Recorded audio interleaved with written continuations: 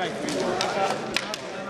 stredu 5.1.2011 sa v Mestskej športovej hale uskutočnil novoročný hokejbalový turnaj juniorov.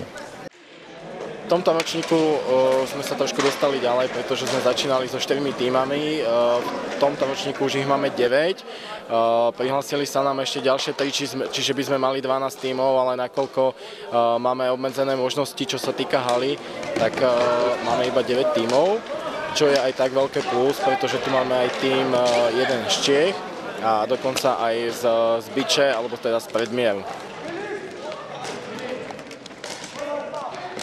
Aké konkrétne týmy štartujú na tomto turnaji?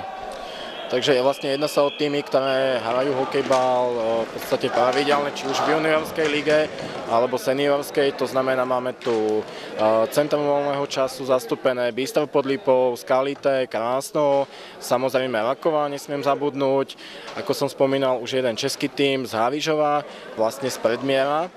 Minuloroční obhajcovia, alebo tohtoroční obhajcovia, čo bolo Bystrov pod Lipou, dneska sa im nepodarilo postúpiť zo základnej skupiny, to znamená, že finálová skupina bude trošku obmenená, takže budeme mať iného nového víťaza.